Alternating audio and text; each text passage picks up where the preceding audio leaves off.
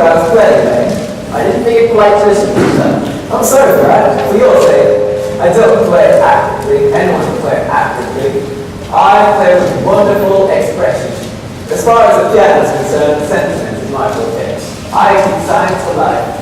Yes, sir. And speaking of the science of life, have you got the cucumber sandwiches cut today, Bracknell? Yes, sir. I see from your book that on Thursday night we Lord Sean and Mr. Worthing were dining with me. 8 bottles of champagne and this has been consumed. Yes, sir. 8 bottles of wine. Why is it that at a bachelor's establishment, the servants invariably drink the champagne? I asked Mary for information. I attribute it to the superior quality of the wine, sir. I've often observed that in married households, the champagne is rarely or first rate brand. You haven't.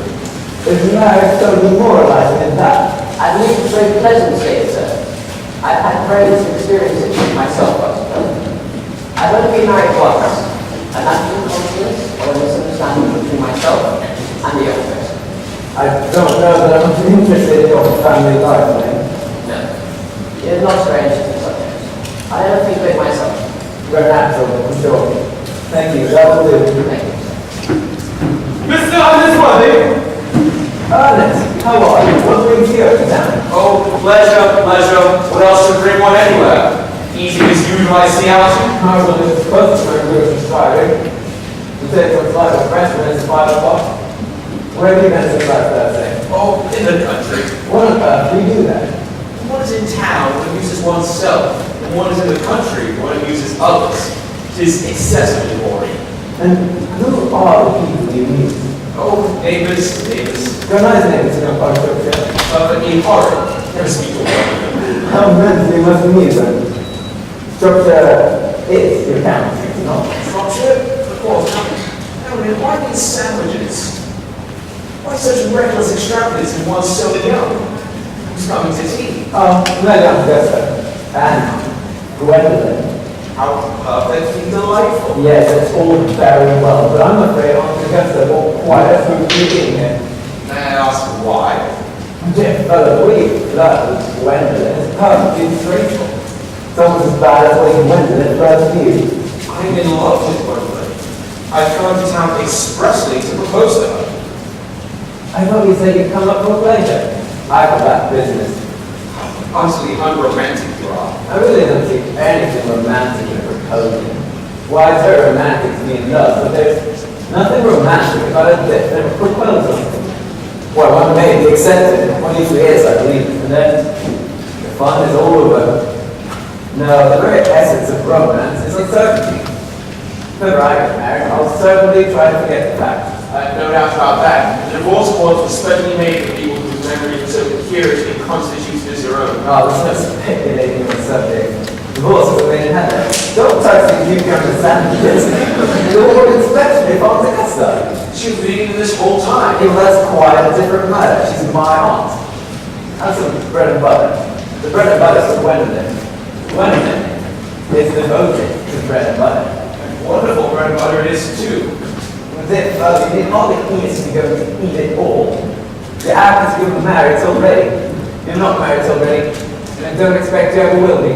May I ask why? Well, in the first place, girls never marry the men they flirt with. Girls don't think you're right. That is nonsense. It isn't. It's a great truth. You encounter an extraordinary number of bachelors once it's all over the place. And in the second place, I don't give my consent. Your consent? My dear fellow, Gwendolyn is my first cousin. And before I allow you to marry her, you shall have to clear the whole question of Cecily. Cecily? What on earth do you mean by Cecily? I don't know anyone with the name of Cecily. Bring me that cigarette case Mr. Worthing left in the smoking room last time he dined here. Yes, sir! Do you mean to tell me you had my cigarette case this whole time? I wish to goodness you'd let me know. I've been writing frantic letters to Scotland Yard about it. I was very nearly offering a very large reward. Well, I wish you would offer one. I happen to be one that needs to be hard up. Well, there's no point offering a reward now the thing is found. I think that's rather mean of you, Ernest, I must say. However, it makes no matter. For now that I look at the inscription inside, I find that the thing isn't yours after all. Of course it's mine. You've seen me with it 100 times. Besides, it's a very unjudgmenly thing to read inside a private cigarette case. It's absurd to have a hard and fast rule about what one should read and what one shouldn't. Half modern culture depends on what one should read. Very well aware of the facts. I don't propose to discuss modern culture.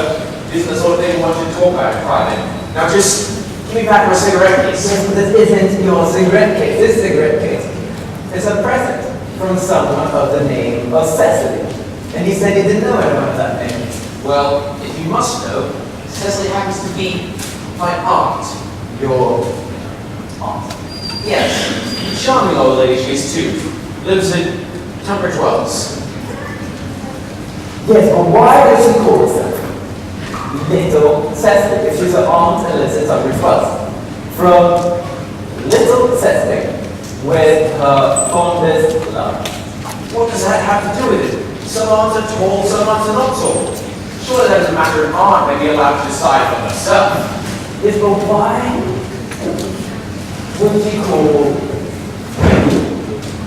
her uncle from Little Cecily with the fondest love to a dear Uncle Jack? There is no objection I mentioned on being a small uncle. Why not? No matter what her size may be, she called her own nephew her uncle. I can't quite make out. Besides, your name isn't Jack at all, sir. It isn't Ernest, it's Jack. But you were so Ernest. You answered to the name of Ernest. I've introduced you to everyone as Ernest. You look as if your name was Ernest. You're the most honest-looking person I ever saw in my life. It's quite absurd to say that your name isn't Ernest. Well, my name is Ernest in town and Jack in the country. Yes, but that does not account for the fact that your small aunt Cecily, who lives at Tunbridge Wells, called you her uncle. Now go on. I may mention that I always suspect you of being a secret and confirmed bunnerist. Bunnerist?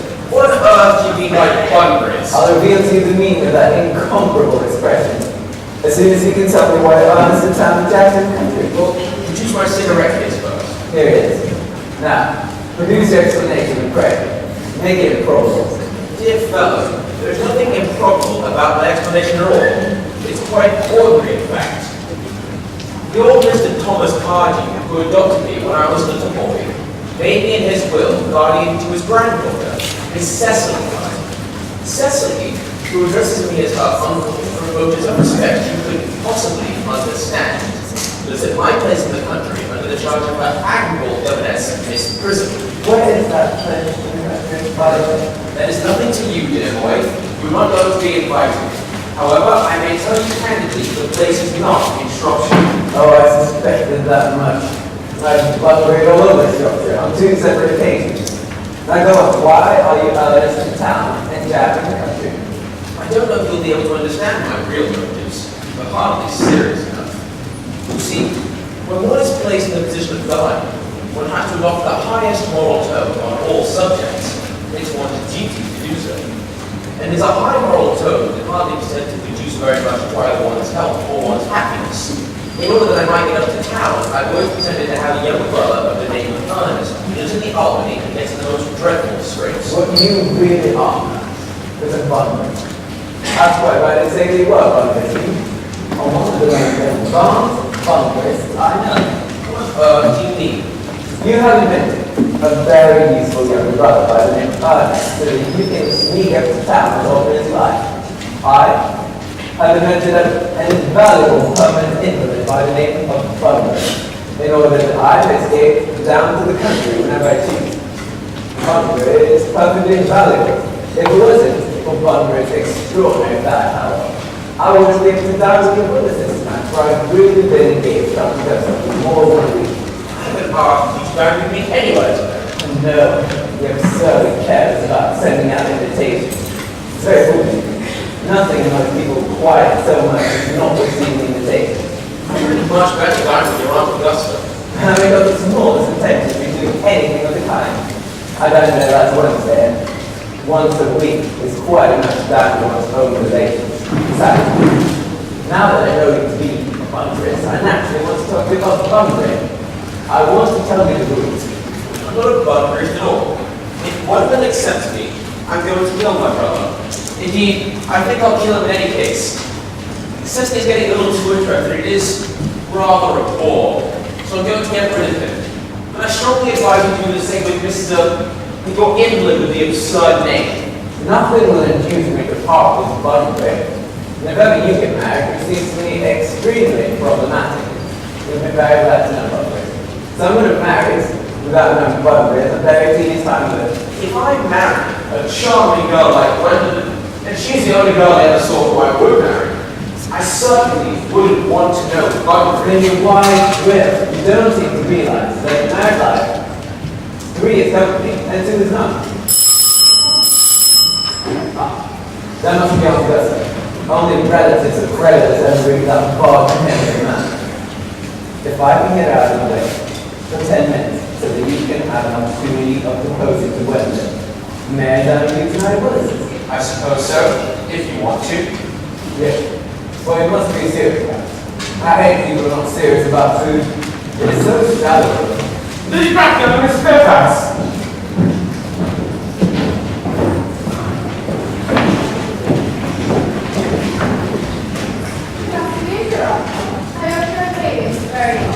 I'm certainly feeling very well not together. That is not quite the same thing. In fact, the 2 things very good together. Dear me, you are smart. I'm always smart. Am I not, Mr. Whitman? You're quite perfect, Miss Fairfax. Oh, I hope I'm not bad. It would leave no room for development, and I tend to develop in many directions. Sorry for a little late, Algernon, but I was obliged to call on dear Lady Carberry. I hadn't seen her since her poor husband's death. Never saw a woman so altered. She looks quite 20 years younger. And now, I'll have a cup of tea and one of those nice cucumber sandwiches you can. Certainly, Aunt Augusta. Won't you come and sit here with me? Thanks, Mamma. Quite comfortable where I am. Hey, why are there no cucumber sandwiches? I ordered them actually. There were no cucumber sandwiches in the market this morning, sir. I went down twice. No cucumbers. No, sir. Not taken for anyone. Oh, that will do, lady. Thank you. I am greatly distressed, Aunt Augusta, about the no cucumbers running for ready money. To leave it to the matter of man, I had some crumpets with Lady Carberry, who seems to me to be living entirely from Bracknell. Yes, I have a pet, but what goes from Greece? It certainly has changed colour. From what cause I, of course, cannot say. Thank you. I've got a treat for you tonight, Algernon. I'm sending it down with Mary Farquhar. She's such a nice woman and so attentive to her husband. It's delightful to watch her. I'm afraid, Aunt Augusta, I'll have to give up the pleasure of dining with you tonight after all. I hope not, Algernon. If you put my table completely out, your uncle would have to drive upstairs. Fortunately, he's accustomed to that. Yes, it's a great bore, and it's a terrible disappointment.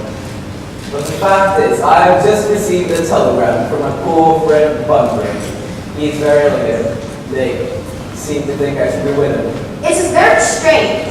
This Mr. Bunbury seems to suffer from curiously bad health. Yes, Bunbury is a dreadful invalid. Well, I must say, Algernon, that I believe it is high time that this Mr. Bunbury made up his mind whether he was going to live or to die. This shilly-shallying with the question is absurd. I would be much obliged if you would ask Mr. Bunbury from me not to go out this Saturday. I shall speak to Bunbury, Aunt Augusta, if he's still conscious. As for the Saturday, I think I promise you'll be alright by then.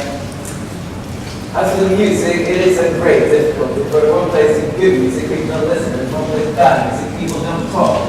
But I'll show you the program I've drawn out if you can come into the next room for a moment. Thank you, Algernon.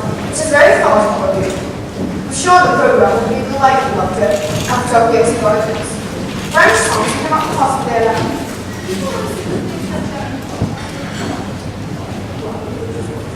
Gwendolyn, you will accompany me. Certainly, Mamma. Charming day has been, Miss Fairfax. Pray, don't talk about the weather, Mr. Redding. Whenever people talk to me about the weather, I always feel quite certain that they mean something else, and that makes me so nervous. I thought so.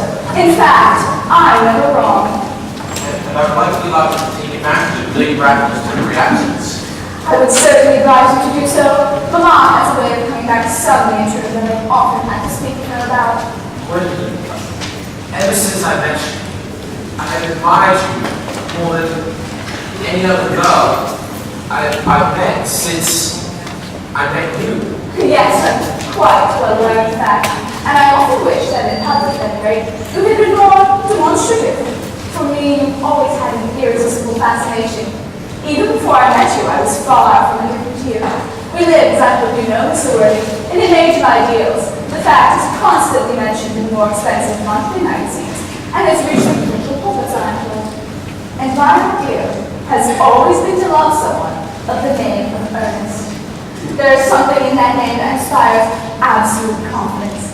The moment Alcon first mentioned to me that he had a friend called Ernest, I knew I was destined to love you. You really love me, Gwendolyn?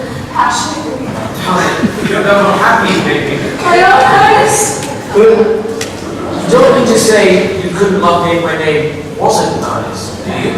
But your name is Ernest. Yes, I know it is, but supposing it was something else, do you mean to say you couldn't love me then?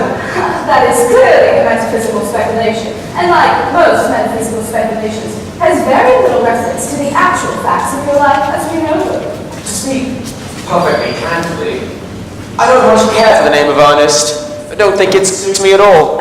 It suits you perfectly. It is a divine name. It has a music of its own. It produces vibrations. I think there are other, much nicer names. I think Jack, for instance, a charming name. Jack? No, there's very little music in the name Jack, if any at all. Indeed, it does not thrill. It produces absolutely no vibrations. I have known several Jacks, and they all, without exception, were more than usually plain. Besides, Jack is notorious domesticity for John. I pity any woman who is married to a man called John. She would probably never be allowed to know the entrancing pleasure of a single moment's solitude. The only really safe name is Ernest. Gwendolyn, I must get christened at once. I mean, we must get married at once. Married, Mr. Worthing? Yes, well, surely you know that I love you, and you've led me to believe that you are not absolutely indifferent to me. I adore you, but you haven't proposed to me yet. Nothing has been said at all about marriage. The subject has not even been touched on. Well, may I propose to you now? I think it would be an admirable idea. And to spare you any possible disappointment, Mr. Worthing, I think it only fair to tell you quite frankly beforehand that I am fully determined to accept you. Gwendolyn, Yes, Mr. Worthing, what have you got to say to me? you know what I have to say to you. Yes, but you don't say it.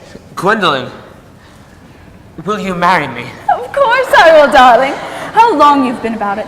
I'm afraid you've had very little experience in how to propose. But, my own one, I've never loved anyone in the world but you. Mr. Worthing, rise, sir, from that semi-recumbent posture. It is most indecorous. Mama! I must beg you to retire. This is no place for you. Besides, Mr. Worthing has not quite finished yet. Finished what, may I ask? I'm engaged to be married to Mr. Worthing, Mama. Pardon me, you are not engaged to anyone. When you do become engaged to someone, I or your father, should his health permit him, will inform you of the fact. An engagement should come on a young girl as a surprise, pleasant or unpleasant as the case may be. It is hardly a matter she should be allowed to decide for herself. And now, I have a few questions to put to you, Mr. Worthing. While I'm making these inquiries, you, Gwendolyn, will wait for me below in the carriage. Mama. In the carriage, Gwendolyn.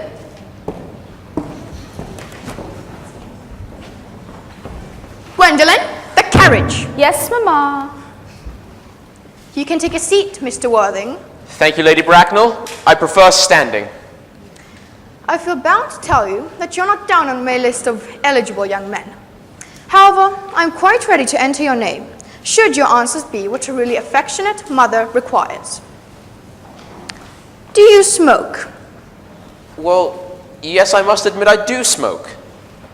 I'm glad to hear it. A man should always have an occupation of some kind. There are far too many idle men in London as it is. How old are you? 29. A very good age to be married at. I have always been of the opinion that a man who desires to get married should know either everything or nothing. Which do you know? I know nothing. I'm glad to hear it. I do not approve of anything that tampers with natural ignorance. What is your income? Between £7,000 and £8,000 a year. In land or in investments? In investments, chiefly. That is satisfactory. I have a country house, of course, with some land attached to it, about 1,500 acres, I believe. A country house. How many bedrooms? Well, that point can be cleared up afterwards. You have a townhouse, I hope. A girl with a simple, unspoiled nature like Gwendolyn could hardly be expected to reside in the country. Yes, I own a house in Belgrave Square. It is let by the year to Lady Bloxham, but I can get it back whenever I want, at 6 months' notice, of course. Lady Bloxham? I don't know her. Yes, she doesn't go about very much. She's a lady considerably advanced in years. Nowadays that is no guarantee of respectability of character. What number in Belgrave Square? 149. The unfashionable side. I thought there was something. However, that could be easily altered. The fashion or the side? Both, if necessary, I presume. Are your parents living? I'm afraid to say I've lost both my parents. To lose one parent, Mr. Worthing, may be regarded as a misfortune. To lose both looks like carelessness. Who was your father? He was evidently a man of some wealth. I'm afraid I really don't know. The fact is, Lady Bracknell, I said I had lost both my parents. Well, it would be closer to the truth to say that my parents seem to have lost me. I don't know who I am by birth. I was found. Found? Yes, the old Mr. Thomas Cardew, a gentleman of a very charitable and kindly disposition, adopted me when I was a young boy and gave me the name of Worthing, for he had a first-class ticket to Worthing in his pocket at the time. Worthing is a place in Sussex. It is a seaside resort. And where did this charitable gentleman with a first-class ticket for the seaside resort find you? In a handbag. A handbag? Yes, Lady Bracknell, I was in a handbag. A somewhat large black leather handbag with handles to it. An ordinary handbag, in fact. And in what particular locality did this Mr. James or Thomas Cardew come across this ordinary handbag? The cloakroom at Victoria Station. It was given to him in mistake for his own. The cloakroom at Victoria Station? Yes, the Brighton line. The line is a material. Mr. Worthing, I confess I feel somewhat bewildered by what you have just told me. To be born, or at any rate bred, in a handbag, whether it has handles or not, seems to me to display contempt for the ordinary decencies of family life that remind one of the worst excesses of the French Revolution. May I ask then what you would advise me to do? I need hardly say I would do anything to ensure Gwendolyn's happiness. I would strongly advise you, Mr. Worthing, to try and acquire some relations as soon as possible, and to make a definite effort to produce at any rate one parent of either sex before the season is quite over. I hardly see how that can be possible. I can produce the handbag at any moment. It's in my dressing room at home. I really think that should satisfy you. Me, sir? What has got to do with me? You can hardly imagine that I and Lord Bracknell would dream of allowing our only daughter, a girl brought up with the utmost care, to marry into a cloakroom and form an alliance with a parcel. Good morning, Mr. Worthing. Good morning.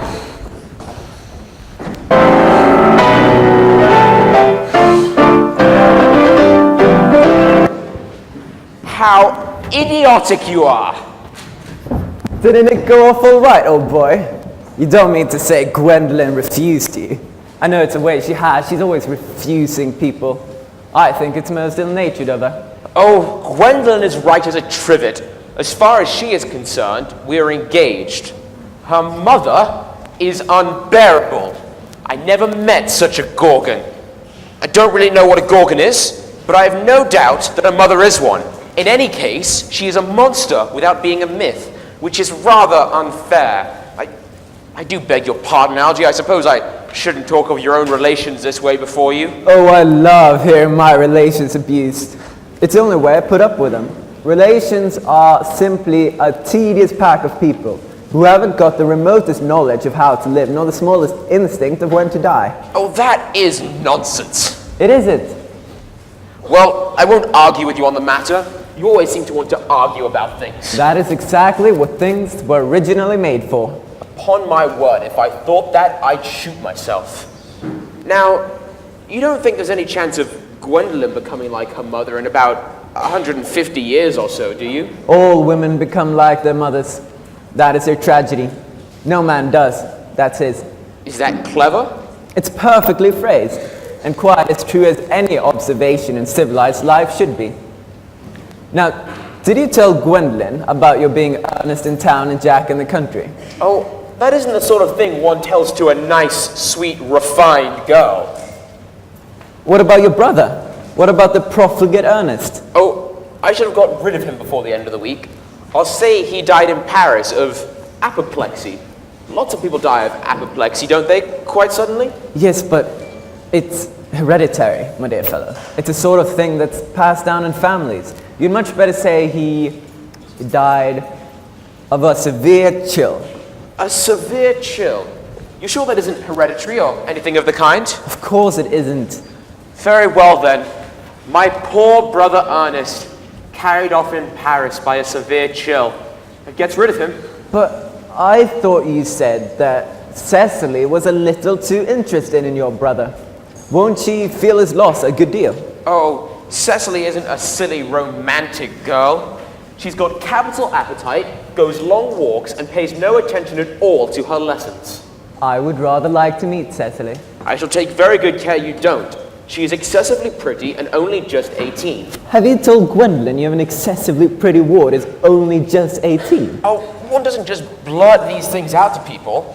However, I have no doubt that they will be best friends. I'll bet you anything you like that half an hour after they've met, they'll be calling each other sister. Oh, women only do that after they call each other a lot of other things first. Now, if we want to get a good table at Willis's, we really must go. You know, it is nearly 7. Oh, it's always nearly 7. Well, I'm hungry. I never knew you when you weren't. What do you want to do after dinner?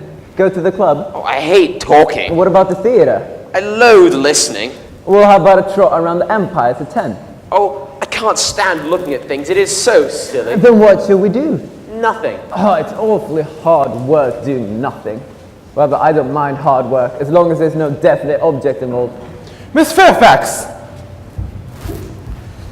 Gwendolyn, upon my word.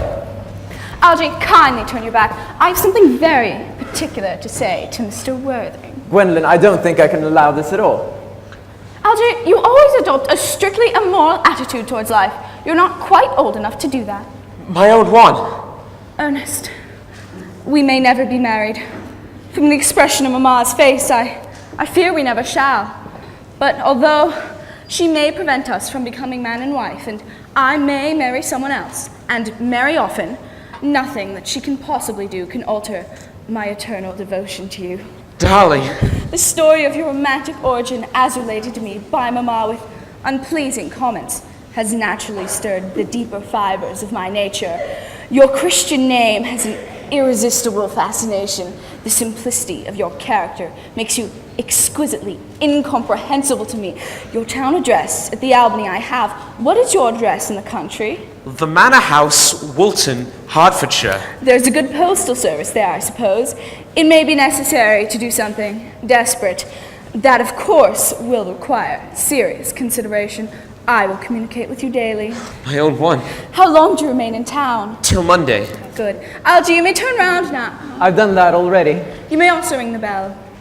You will let me see you out, will you not, Miss Fairfax? Certainly. I will see Miss Fairfax out. A glass of sherry, Lane. Yes, sir. Tomorrow, Lane, I'm going Bunburying. Yes, sir. I don't expect I'll be back till next Wednesday. You can put up my dress clothes, my Bunbury suits, and my smoking jacket. You have the list. Yes, sir. I hope tomorrow we'll have fine weather, Lane. It never is, sir. There is a charming, intellectual girl. The only girl I ever cared for. What do you find so amusing? Oh, I'm merely anxious about Bunbury, that is all. If you're not careful, Bunbury will get you into some serious scrapes someday. Oh, I love scrapes. They're the only thing that are never serious. Oh, that is nonsense, Algy. You never talk anything but nonsense. Come then, let's go. The Manor House, Walton, Hertfordshire. Let us go indeed.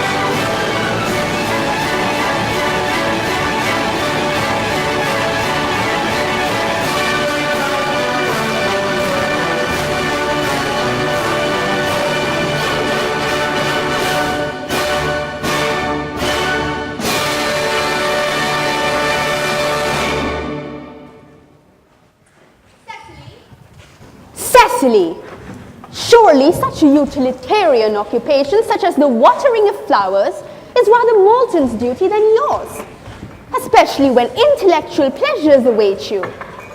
Your German grammar is on the table. Pray open it at page 15. We will begin yesterday's lesson. I don't like German. It isn't at all a becoming language. I know perfectly well that I look quite plain after my German lesson. Child, you do not know how anxious your guardian is that you improve yourself in every way. Your guardian laid particular stress on your German when he was leaving for town yesterday. Indeed, he always lays stress German whenever he leaves for town. Uncle Jack is so very serious. Sometimes I feel he is so serious he cannot be quite well. Your guardian enjoys the best of health, and his gravity of demeanor is especially to be commended in someone as comparatively young as he is.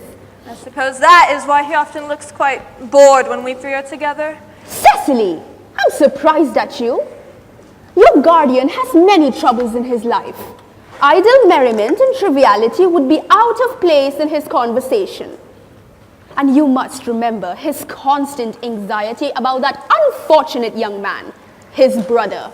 I wish Uncle Jack would allow his poor unfortunate young brother to come down here sometimes. I think we might have a good influence over him, Miss Prism. I know you certainly would. You know, German and geology and things of that type tend to influence a man very much. I do not think that even I could reclaim a character who, according to his own brother's admission, is weak and vacillating. Indeed, I do not think that I would like to reclaim him. I'm not in favor of this modern mania of turning bad people into good people at a moment's notice. As a man sows, so shall he reap. Do put away your diary at once, Cecily. I do not see why you should keep a diary at all. I keep a diary in order to enter all the wonderful secrets of my life. If I weren't to write them down, I should probably forget all about them.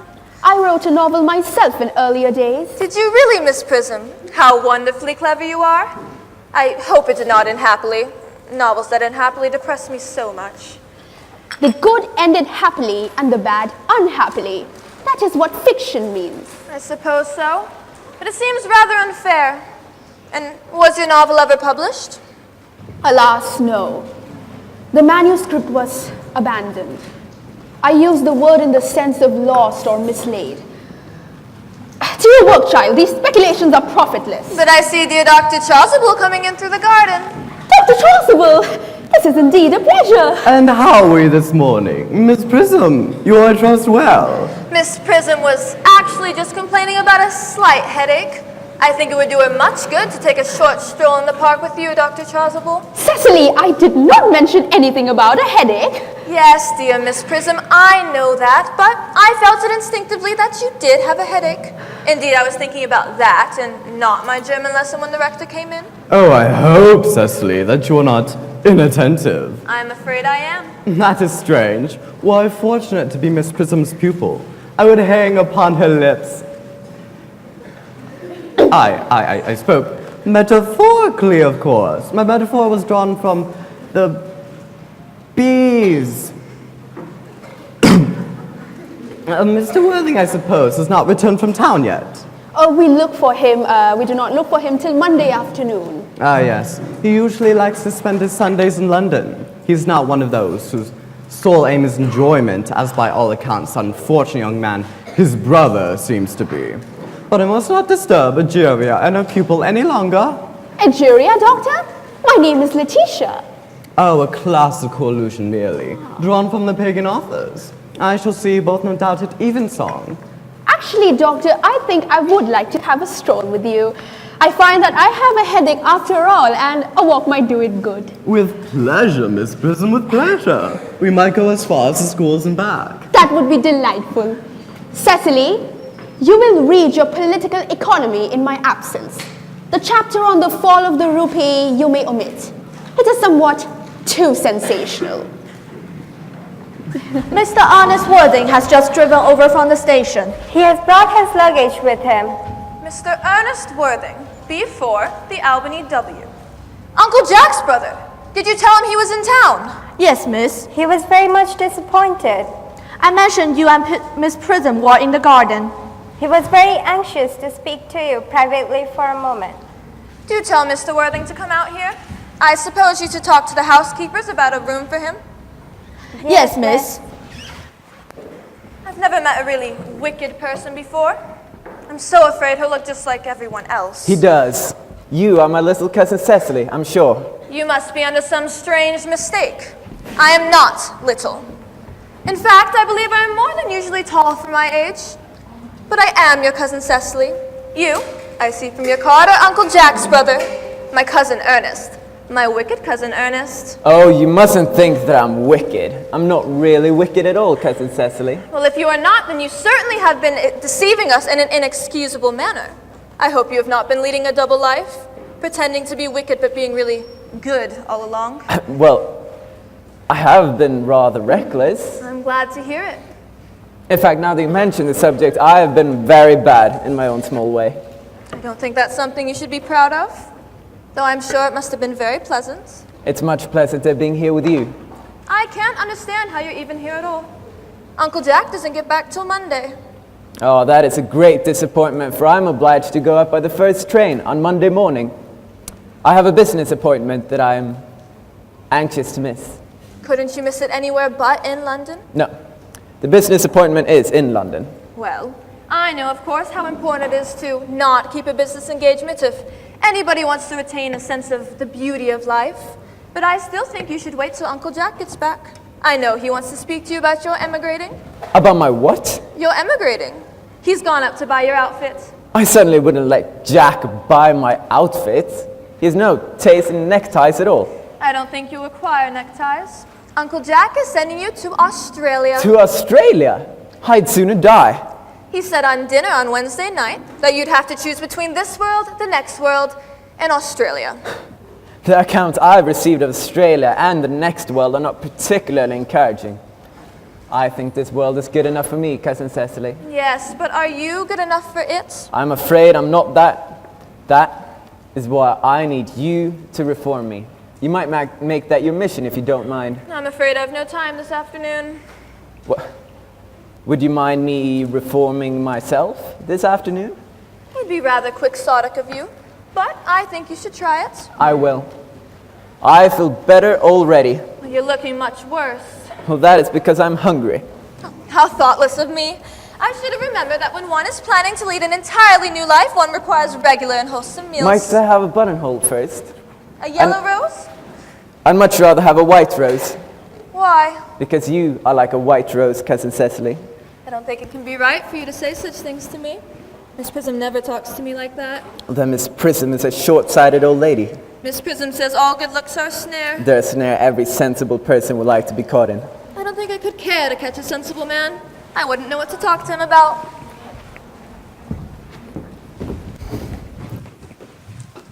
You are too much alone, Dr. Chasuble. You should get married. A misanthrope I can understand. A womanthrope? Never. Believe me, I do not deserve some neologistic phrase. The precept, as well as the practice of the primitive church, was distinctly against matrimony. But that is obviously the reason why the primitive church has not lasted up to the present day. And you do not seem to realize, dear doctor, that by persistently remaining single, a man converts himself into a permanent public temptation. Men should be more careful. This very celibacy leads weaker vessels astray. But is a man not equally attractive when married? No married man is ever attractive except to his wife. And sometimes I've been told not even to her.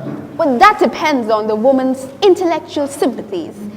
Maturity can always be depended on. Ripeness can be trusted. Young women are green. I spoke horticulturally. My metaphor was drawn from fruits. But where is Cecily? Perhaps she followed us to the schools. Mr. Worthing! Mr. Worthing? This is indeed a surprise. We did not look for you till Monday afternoon. I have returned sooner than I expected. I trust you are well, Dr. Chasuble? Mr. Worthing, I trust this garb of woe does not betoken some terrible calamity. My brother. More shameful depths and extravagance? Still leading his life of pleasure. Dead. Your brother, Ernest, dead? Quite dead. Well, what a loss for him. I trust he will profit by it. Mr. Worthing, I offer my sincere condolence. You have but the consolation of knowing that you are most generous and forgiving of brothers. Poor Ernest. He had many faults, but it is a sad, sad blow. Very sad indeed. Were you with him at the end? No, he died abroad in Paris. Yes, I received a telegram last night from the manager of the Grand Hotel. Was the cause of death mentioned? A severe chill, it seems. As a man sows, so shall he reap. Charity, dear Miss Prism, charity. None of us are perfect. I myself am particularly susceptible to drafts. Will the interment take place here? No, he seemed to have expressed a desire to be buried in Paris. In Paris? I fear that hardly points to a very serious state of mind at the last. You no doubt wish me to make some slight allusion to this tragic domestic affliction next Sunday. My sermon on the meaning of manna in the wilderness can be adapted to almost any situation, joyful, or in the present case, distressing. I have preached it at harvest celebrations, christenings, confirmations, on days of humiliation, and festal days. The last time I delivered it was at a cathedral as a charity sermon on behalf of the Society of Prevention of Discontent among the upper orders. The bishop there was much struck by some of the analogies I drew. That reminds me, Dr. Chasuble, you mentioned christenings, did you not? I suppose you are all right at christening. I mean to say that you are continually christening. But, Mr. Worthing, is there any particular infant in whom you're interested? Your brother was unmarried, was he not? Oh, yes. People who live entirely for pleasure usually are. But it is not for any child. No, I'm very fond of children, but it is I who would like to be christened, if that would be okay with you? But surely, Mr. Worthing, you have been christened already. I don't remember anything about it. But have you any grave doubts about the subject? I certainly intend to. Of course, if it would bother you in any way, or if you think I'm a little too old. Not at all. The sprinkling, and indeed the immersion of adults, is a perfectly canonical practice. Immersion? Oh, you need have no apprehensions. Sprinkling is all that is necessary, or indeed, I think, advisable. Our weather is so changeable. At what hour would you have the ceremony performed? Oh, I think I might trot around about 5 if that would suit you. Oh, perfectly, perfectly. I have 2 similar ceremonies to be performed at the same time. A case of twins occurred recently on an outlying cottage of your own estate. Poor Jenkins the carter, a most hard-working man. Oh, I don't see much fun in being christened along with other babies. It seems so childish. Would 5:30 suit you? Admirably. Admirably. And now, Mr. Worthing, I must no longer intrude upon a house of sorrow. I merely beg that you not be too bowed down by grief. What seems to us bitter trials are often blessings in disguise. It seems to me a blessing of an extremely obvious kind. Uncle Jack! Oh, am I pleased to see you back? What horrid clothes you have on. Do go and change them. Cecily! Oh, my child, my child. What's the matter, Uncle Jack? Do look happy.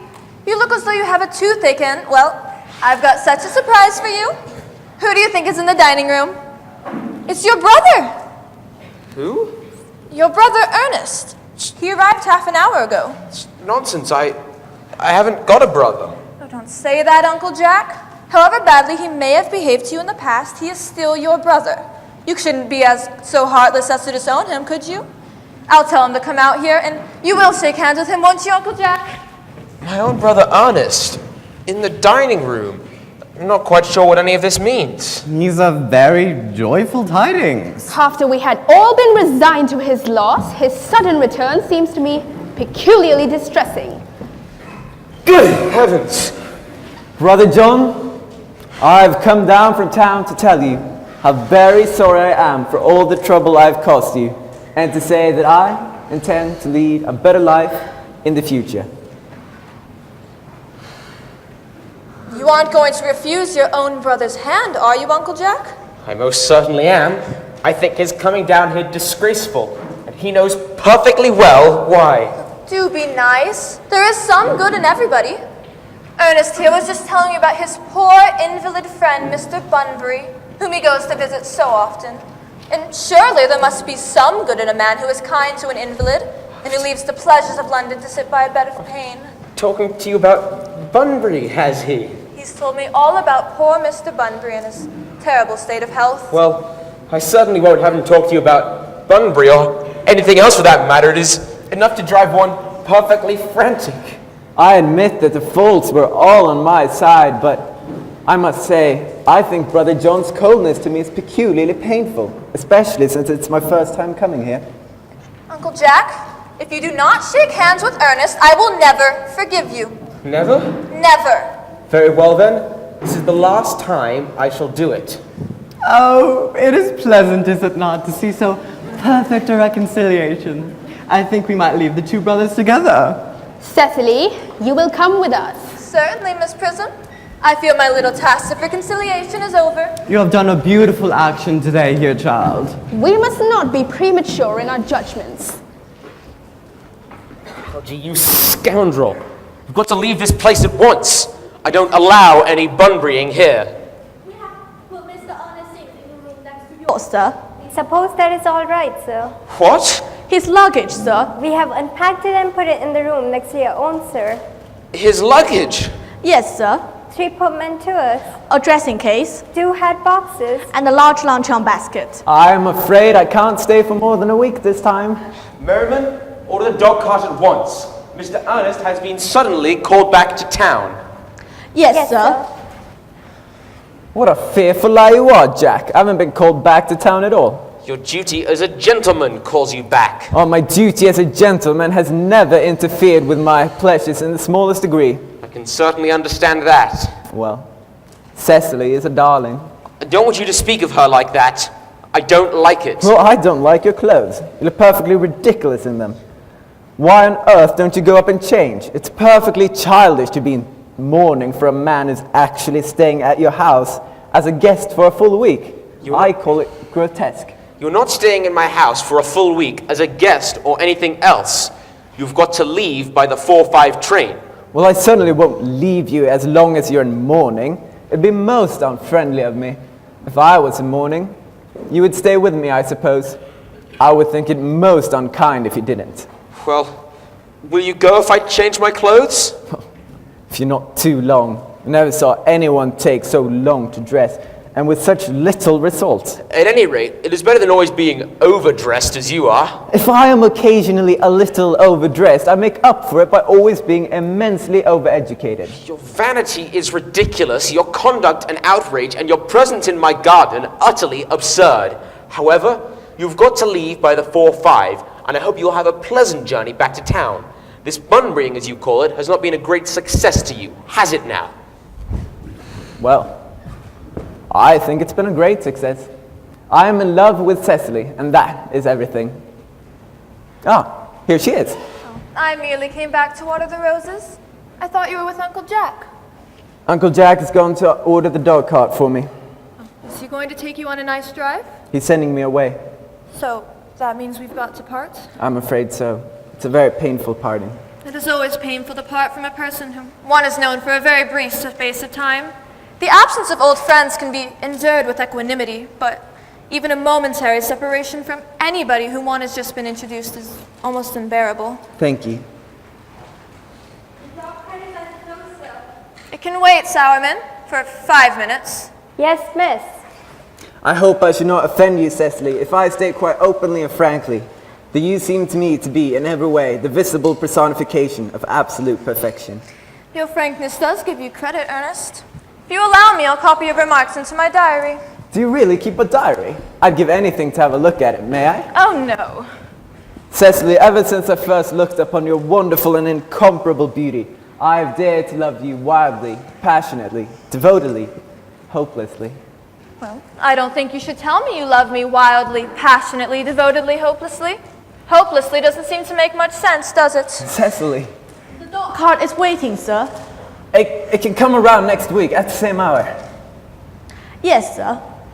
Uncle Jack would be very much annoyed if he knew you were staying on until next week at the same hour. Oh, I don't care about Jack. I don't care for anybody in the whole world but you, Cecily. I love you. You will marry me, won't you? You silly boy, of course. Why, we have been engaged for the last 3 months. For the last 3 months? It'll be exactly 3 months on Thursday. But how did we become engaged? Well, ever since dear Uncle Jack confessed that he had a wicked, bad younger brother who was very wicked, well, you, of course, have become the chief topic of conversation between myself and Miss Prism. And, of course, a man who is very much talked about is always quite attractive. One feels there must be something in him after all. I dare say it was foolish of me, but I fell in love with you, Ernest. But when was this engagement actually settled? On the 14th of February last. Worn out by your entire ignorance of my existence, I was determined to end the matter one way or the other. And after a long personal struggle, I accepted you under the big tree. The next day, I went out and bought this little ring under your name, and it's the true lover's knot that I promised you to always wear. Did I give you this? It's very pretty, isn't it? Yes, you've got wonderfully good taste, Ernest. It's the excuse I've always given you for leading such a bad life. I also keep a box of all the letters you've ever written me. My letters? But I've never written you any letters. You need hardly remind me of that, Ernest. I remember all too well that I had to write your letters for you. I wrote always 3 times a week and sometimes oftener. What a perfect angel you are, Cecily. You dear romantic boy. I hope your hair braids easily, does it? Yes, with a little help from others. I'm glad to hear it. And, well, besides, of course, there is the question of your name. Of course. You can't laugh at me, darling, but it's always been a girlish dream of mine to love someone by the name of Ernest.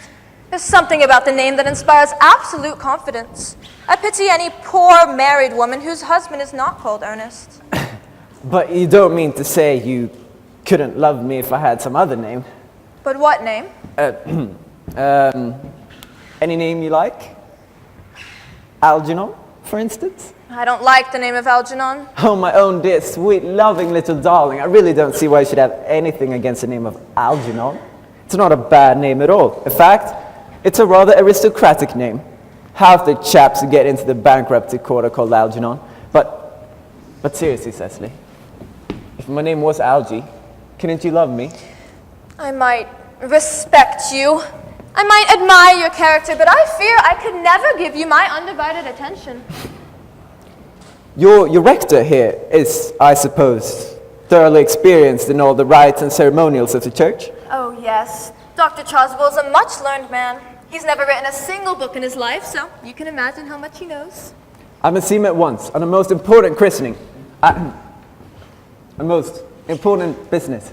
Oh. I shan't be away for more than half an hour. Well, seeing as we've been engaged since February the 14th, and we only just met today for the first time, I think it is rather hard of you to leave me for so long a period as half an hour. Couldn't you make it 20 minutes? I'll be back in no time. What an impetuous boy he is. I must record his proposal into my diary. Miss Fairfax has just called to see Mr. Worthing. On very important business, Miss Fairfax states.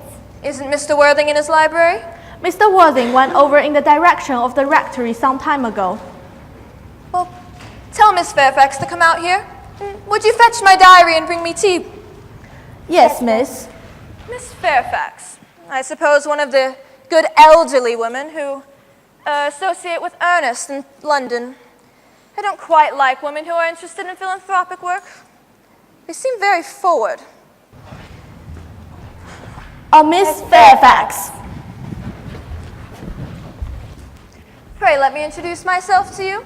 My name is Cecily Cardew. Cecily Cardew. What a very sweet name. Something tells me we're going to be great friends. I like you already more than I can say. My first impressions of people are never wrong. How kind of you to like me so much after we've known each other a comparatively short amount of time. Pray sit down. I may call you Cecily, may I not? If you wish. And you'll always call me Gwendolyn, won't you? Certainly. Then that is all quite settled, is it not? I hope so. Perhaps this might be a favorable opportunity for my mentioning who I am. My father is Lord Bracknell. You've never heard of Papa, I suppose? I do not think so. Outside the family circle, Papa, I'm glad to say, is entirely unknown. I think that is quite as it should be. The home seems to me to be the proper sphere for the man. You are here on a short visit, I suppose? No, I live here. Really? Your mother, no doubt, or some female relative of advanced years resides here also? No, I don't have a mother, nor in fact any relations. Indeed. My dear guardian, with the assistance of Miss Prism, has the arduous task of looking after me. Your guardian? Yes, I am Mr. Worthing's ward. Oh, it is strange that he never mentioned to me that he had a ward. How secretive of him. He grows more interesting hourly. I'm not sure, however, that the news inspires me with feelings of unmixed delight. I'm very fond of you, Cecily. I've liked you ever since I met you, but I'm bound to state that now that I know you're Mr. Worthing's ward, I cannot help expressing a wish that you were, well, just a little older than you seem to be and not quite so very alluring in appearance. In fact, if I may speak candidly... Pray do. I think that whenever anyone has anything unpleasant to say, one should be quite candid. Well, to speak with perfect candor, Cecily, I wish you were fully 42 and more than usually plain for your age. Ernest has a strong, upright nature. He's the very soul of truth and honor. Disloyalty would be as impossible to him as deception. But even men of the noblest possible moral character can be extremely susceptible to the physical charms of others. I beg your pardon, Gwendolyn, but did you say Ernest? Yes. Oh, but it isn't Mr. Ernest Worthing who is my guardian. It is his brother, his elder brother. Ernest never mentioned to me that he had a brother. Well, I'm sorry to say they have not been on good terms in quite a long time. That accounts for it. And now that I think of it, I've never heard any man mention his brother. The subject seems distasteful to most men. Cecily, you've lifted a load from my mind. I was growing almost anxious. It would have been terrible if any cloud had come across a friendship like ours, would it not? Of course, you are quite quite sure it is not Mr. Ernest Worthing who is your guardian? Quite sure.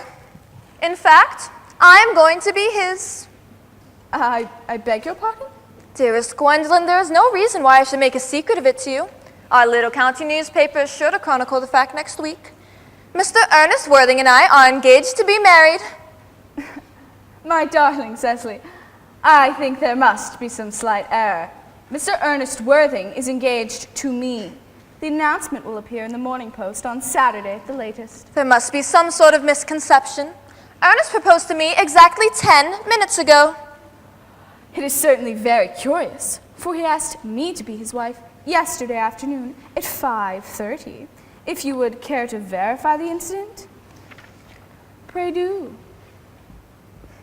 I am so sorry, dear Cecily, if it is any disappointment to you, but I am afraid I have the prior claim. It would distress me more than I can tell you, dear Gwendolyn, if it causes you any mental or physical anguish, but I feel bound to point out that since Ernest proposed to you, he clearly has changed his mind. If the poor boy has been entrapped into any foolish promise, I shall consider it my duty to rescue him at once, and with a firm hand. Whatever unfortunate entanglement my boy may have got into, I will never reproach him with it once we are married. Do you allude to me as an entanglement, Miss Cardew? You are presumptuous. On an occasion of this kind, it becomes more than a moral duty to speak one's mind.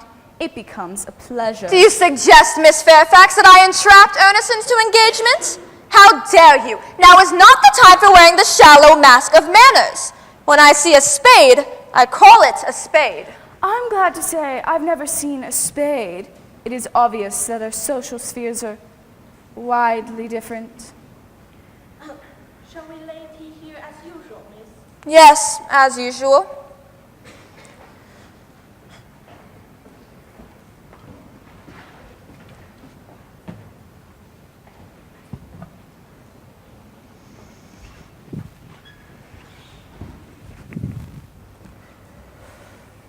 Are there many interesting walks in the vicinity, Miss Cardew? Oh yes, a great many. From the top of a hill quite close, one can see 5 counties. 5 counties? I don't think I should like that. I hate crowds. I suppose that is why you live in town?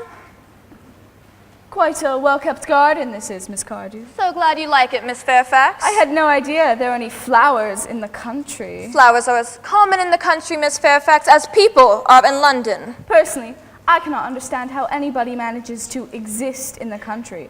If anybody who is anybody does, the country always bores me to death. That is what the newspapers call agricultural depression, is it not? I believe the aristocracy are suffering a great deal at present. It's almost an epidemic amongst them, I've been told. May I offer you some tea, Miss Fairfax? Thank you. Sugar? No, thank you. Sugar is not fashionable anymore. Cake or bread and butter? Bread and butter, please. Cake is rarely seen at the best houses nowadays. You, hand that to Miss Fairfax. You have filled my tea with lumps of sugar, and though I asked most distinctly for bread and butter, you have given me cake. I am known for the gentleness of my disposition and the extraordinary sweetness of my nature, but I warn you, Miss Cardew, you may go too far. To save my poor, trusting, innocent boy from the machinations of any other girl, there are no lengths to which I would not go. From the moment I saw you, I distrusted you. I felt you were false and deceitful. I am never wrong. It seems to me, Miss Fairfax, that I am trespassing on your valuable time. No doubt you have many other calls of a similar character to make in the neighborhood. Ernest? My own Ernest? Gwendolyn, darling. A moment. May I ask if you are engaged to be married to this young lady? To dear little Cecily. Of course not. What could have put such an idea into your pretty little head? Thank you. You may. I knew there must have been some sort of misunderstanding. The man whose arm is at present around your waist is my dear guardian, Mr. John Worthing. I beg your pardon? This is Uncle Jack. Jack? Here is Ernest. My own love. A moment. May I ask you if you are engaged to be married to this young lady? To what young lady? Good heavens, Gwendolyn. Yes, to good heavens, Gwendolyn. No, of course not. What could have put such an idea into your pretty little head? Thank you. You may. I felt there must be some slight error, Miss Cardew.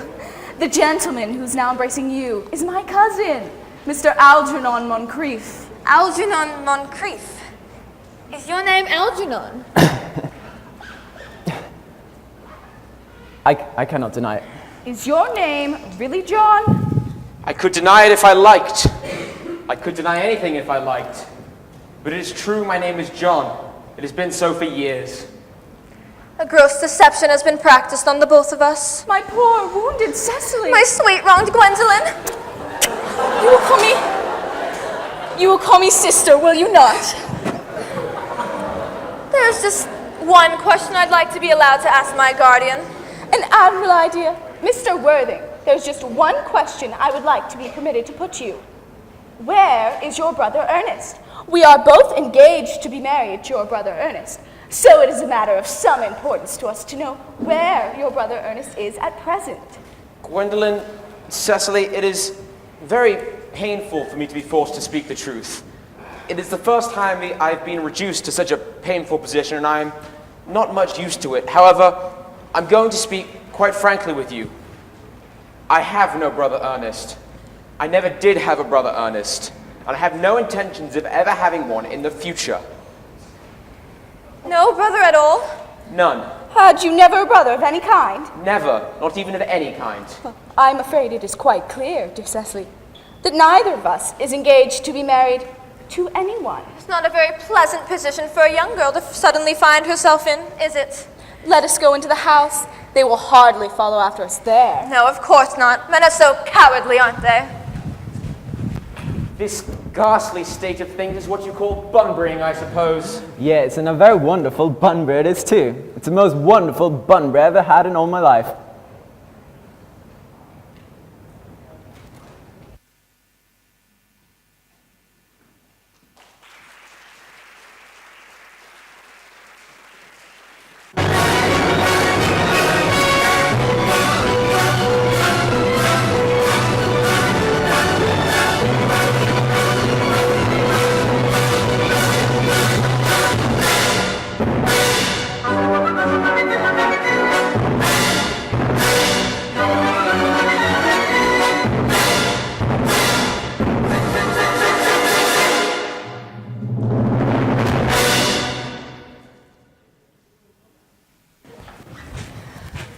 They did not follow us at once into the house as anyone else would have done seems to me to show that they have some sense of shame left. They're eating muffins. That looks like repentance. They don't seem to notice us at all.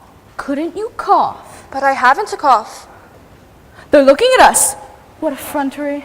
They're coming towards us. That's very forward of them. Let us preserve a dignified silence. It's the only thing we can do now.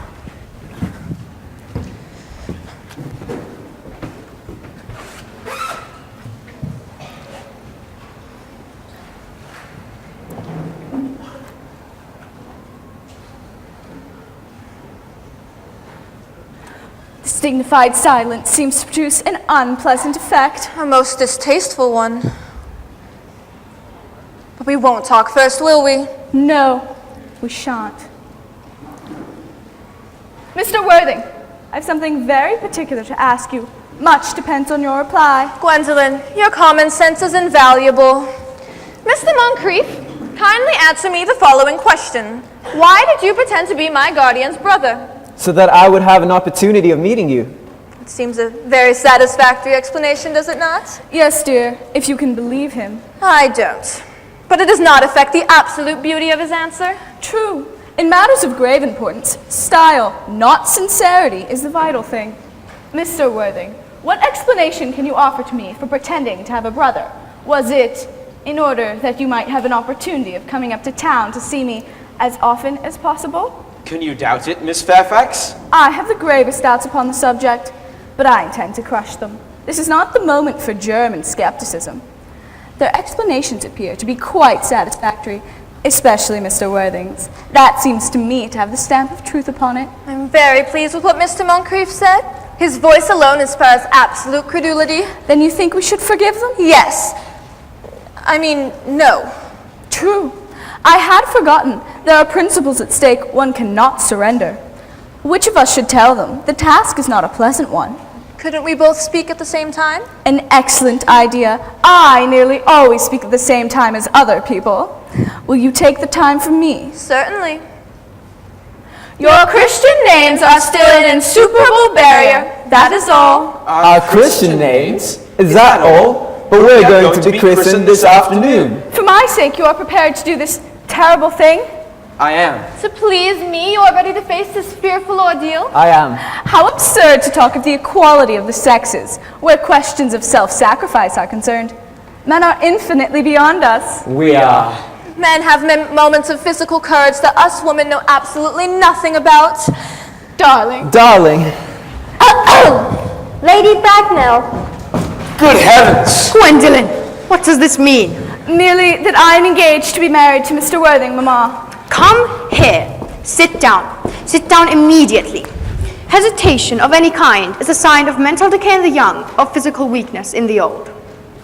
Apprised, sir, of my daughter's sudden flight by her trusty maid, whose confidence I purchased by means of a small coin, I followed her at once by a luggage train.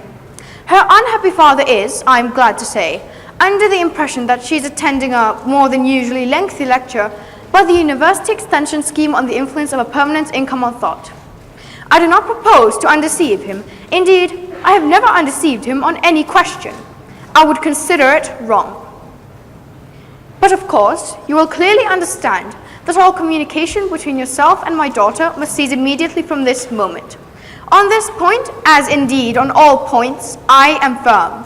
I am engaged to be married to Gwendolyn, Lady Bracknell. You are nothing of the kind, sir. And now as regards Algernon. Algernon? Yes, Aunt Augusta? May I ask if it is in this house that your invalid friend Mr. Bunbury resides?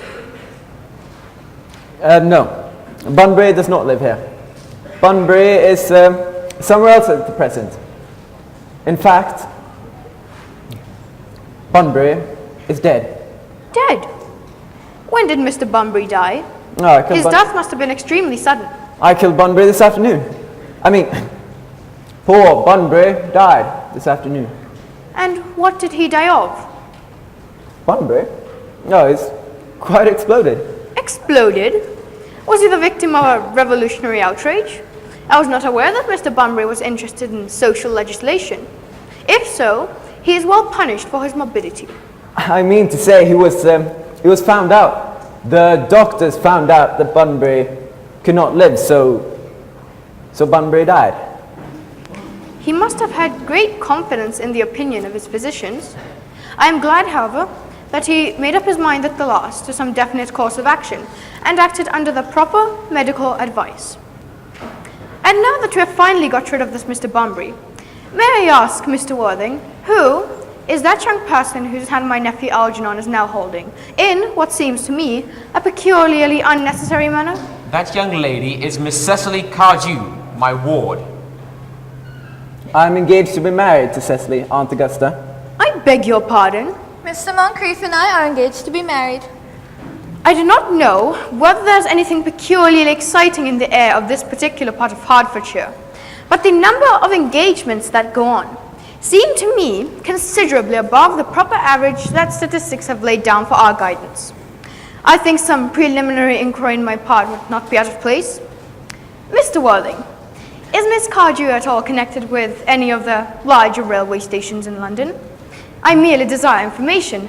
Until yesterday, I had no idea that there were any families or persons whose origin was a terminus. Miss Cecily Cardew is the granddaughter of the late Mr. Thomas Cardew of 149 Belgrave Square, SW, Gervase Park, Dorking, Surrey, and the Sporran, Fifeshire, NB. That sounds not unsatisfactory. Three addresses always inspire confidence, even in tradesmen. But what proof have I of their authenticity? I've carefully preserved the court guides of the period. They are open to your inspection. I have known strange errors in that publication. Miss Cardew's family solicitors are Messrs. Markby, Markby, and Markby. Markby, Markby, and Markby. A firm of the very highest position in their profession. Indeed, I am told that one of the Mr. Markbys is occasionally to be seen at dinner parties. So far, I am satisfied. How very kind of you, Lady Bracknell. I have also in my possession, you'll be glad to hear, certificates of Miss Cardew's birth, baptism, whooping cough, vaccination, registration, confirmation, and the measles, both of the German and English variety. Ah, a life crowded with incident I see, though perhaps somewhat too exciting for a young girl. Gwendolyn, the time approaches for our departure. We have not a moment to lose.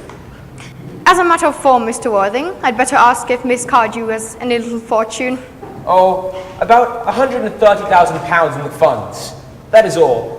Good day, Lady Bracknell. It has been so nice to see you. A moment, Mr. Worthing. £130,000. And in the funds.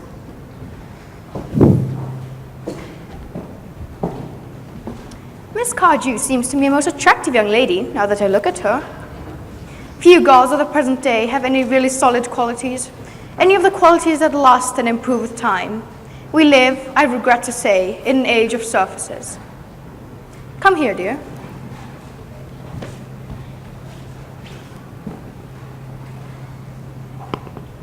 Pretty child, your dress is sadly simple, and your hair looks like nature might have plucked it. But we can soon alter all that. A thoroughly experienced French maid produces a really marvelous result in a very brief space of time. I remember recommending one to the young lady Lansing, and after 3 months, her own husband did not know her. And after 6 months, no one knew her. Kindly turn, sweet child. No, the side view is what I want. Yes, quite as I expected. There are distinct social possibilities in your profile. The two weak spots in our age are its want of principle and its want of profile. The chin a little higher, dear. Style largely depends on the way the chin is worn. They're worn very high just at present. Algernon? Yes, Aunt Augusta? There are distinct social possibilities in Miss Cardew's profile. Cecily is the dearest, sweetest, prettiest girl in the whole world, and I don't care tuppence about social possibilities. Never speak disrespectfully of society, Algernon. Only people who can't get into it do that. Dear child, of course you know Algernon has nothing but his debts to depend on. But I do not approve of mercenary marriages. When I married Lord Bracknell, I had no fortune of any kind, but I never dreamed for a moment of allowing that to stand in my way. Well, I suppose I must give my consent. Thank you, Aunt Augusta. Cecily, you may kiss me. Thank you, Lady Bracknell. You may also address me as Aunt Augusta for the future. Thank you, Aunt Augusta. The marriage, I think, had better take place quite soon. Thank you, Aunt Augusta. Thank you, Aunt Augusta. To speak frankly, I'm not in favor of long engagements. They give people the opportunity of finding out each other's character before marriage, which I think is never advisable. I beg your pardon for interrupting you, Lady Bracknell. But as I'm Miss Cecily's guardian, she cannot marry without my consent until she comes of age. That consent I absolutely decline to give. Upon what grounds, may I ask? Algernon is an extremely, I may almost say ostentatiously eligible young man. He has nothing, but he looks everything. What more can one desire? It pains me very much to have to speak frankly to you, Lady Bracknell, but I must say I don't approve of his moral character. I suspect him of being untruthful. Untruthful? My nephew, Algernon? Impossible. He's a Tory. I fear there can be no possible doubt about the matter. Yesterday afternoon, during my temporary absence in London, on an important question of romance, he obtained admission to my house by means of the false pretense of being my brother. Under an assumed name he drank, I've just been informed by my butler, an entire pint bottle of my Perrier-Jouet Brew 89, a wine I was specially reserving for myself. Continuing in his disgraceful deception, he succeeded in the course of the afternoon in alienating the affections of my only ward. He subsequently stayed to tea and devoured every single muffin. What makes his conduct all the more heartless is that he was perfectly well aware from the first that I have no brother, that I never did have a brother, and I certainly don't intend to have one, not even of any kind. I told him so distinctly myself yesterday afternoon.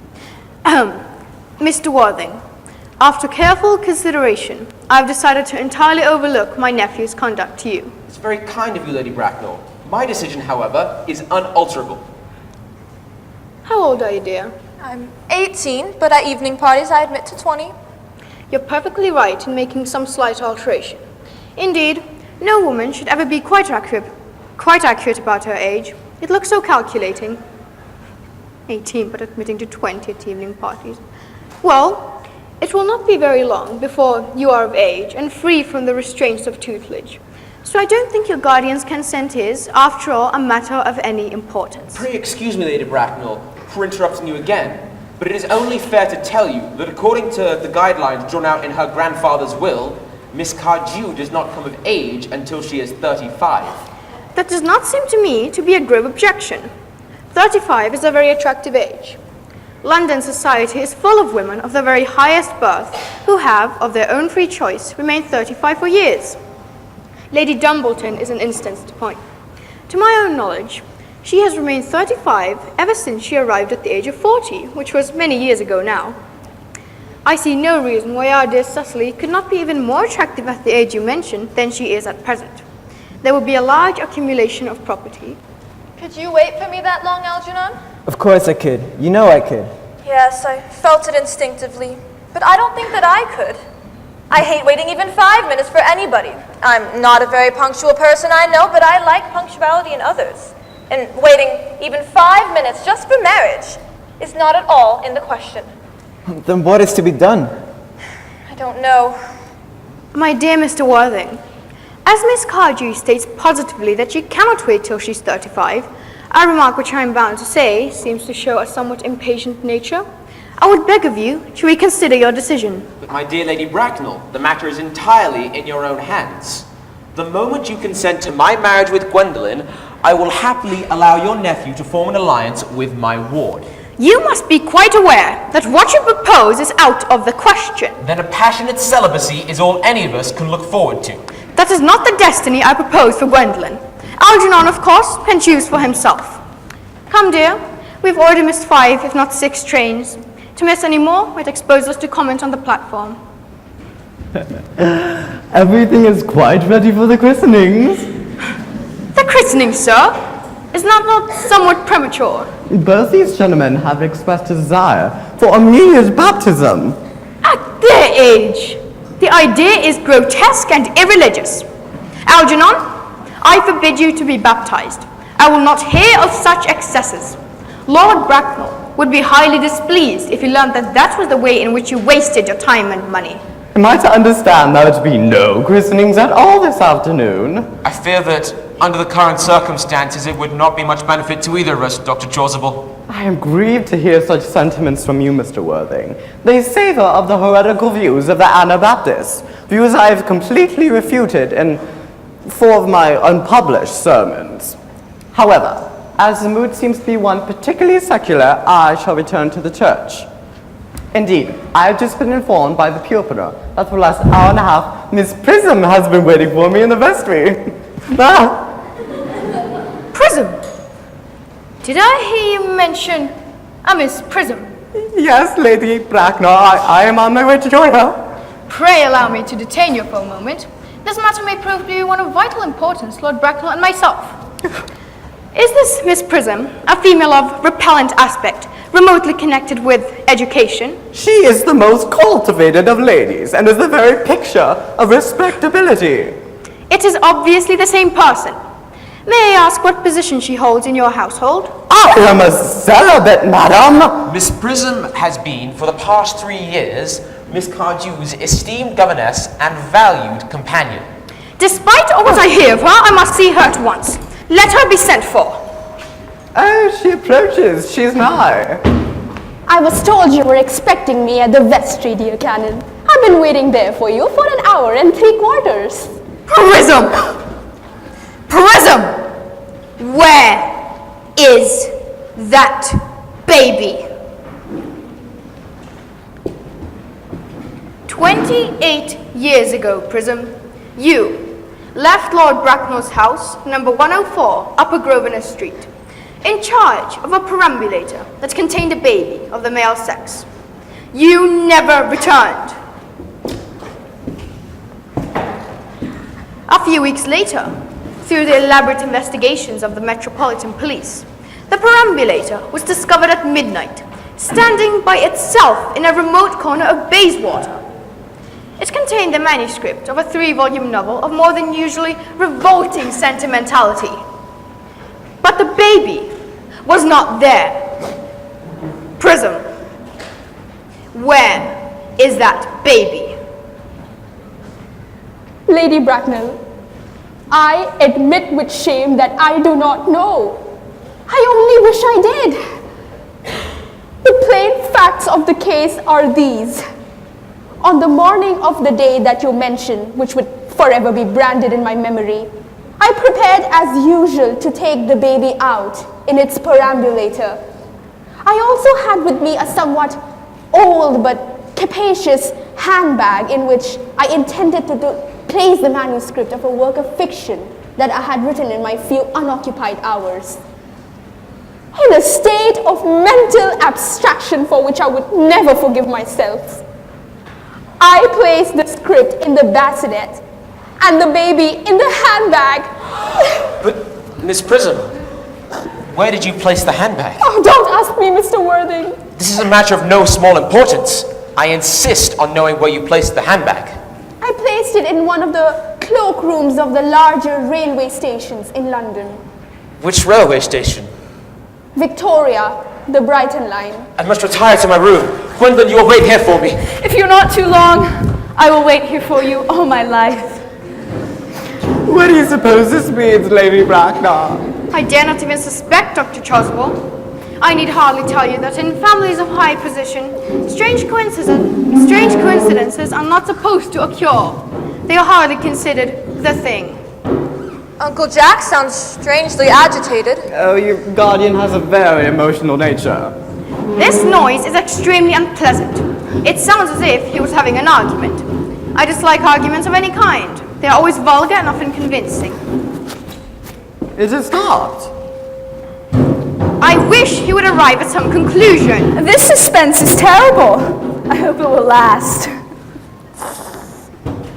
Miss Prism, is this the handbag you left? Please examine it carefully before you say anything. It seems to be mine, yes. Yes, here is the injury it received on the handle due to the upsetting of a Gower Street omnibus in younger and happier days. Yes, here is the stain on the lining due to an explosion of a temperance beverage, an incident that occurred in Leamington. And here are the initials on the handle. I had forgotten that in an extravagant mood I had had them placed there. Yes, it seems to be mine. I'm delighted to have it so unexpectedly restored to me. It's been a great inconvenience being without it all these years. Miss Prism, more is restored to you than the handbag.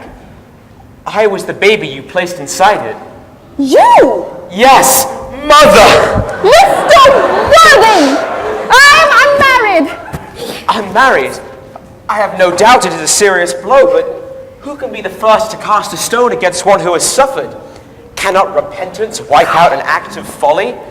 Why must there be one law for men and another for women? Mother, I forgive you! Mr. Worthing! There must be some error. Here is the lady who can tell you who you really are.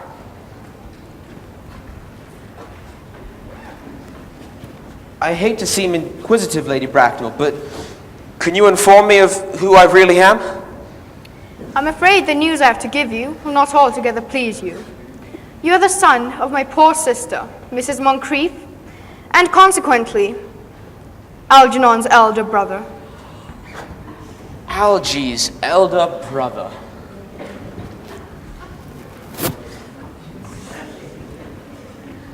Algy's elder brother! I always knew I had a brother. Cecily, how could you have doubted for a moment that I had a brother? Miss Prism, my unfortunate brother, Dr. Chasuble, my unfortunate brother, Gwendolyn, my unfortunate brother. You really haven't been treating me like a brother all these years. You ought to treat me with much more respect in the future. Well, not till today, I admit. But I did my best, even though I was out of practice. My own, but what own are you? Now that you have become someone else, what is your Christian name? Good heavens, I had completely forgotten. I suppose your decision on my name is irrevocable? I never change, except in my affections. What noble nature you have, Gwendolyn. Lady Bracknell, when I was lost, had I yet been christened? Every luxury money could buy, including christening, had been lavished on you by your fond and doting parents. Then that settles it. I was christened. Now, what was the name given to me? Tell me the worst. Being the eldest son, you were naturally christened after your father. Yes, but what was my father's Christian name?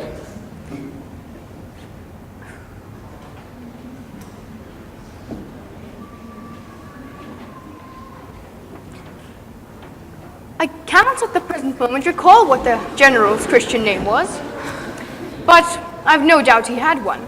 He was eccentric, I admit, but only in later years, and that was the result of the Indian climate and in marriage and indigestion and things of that kind. Algie, do you remember your father's name? My dear fellow, we were never on speaking terms. He died before I was a year old. Well, his name would appear in the military directories, would they not? The general was essentially a man of his peace, except in his domestic life, but I've no doubt his name would appear in any military directory. The military directories of the last 40 years are here. They should have been my constant study.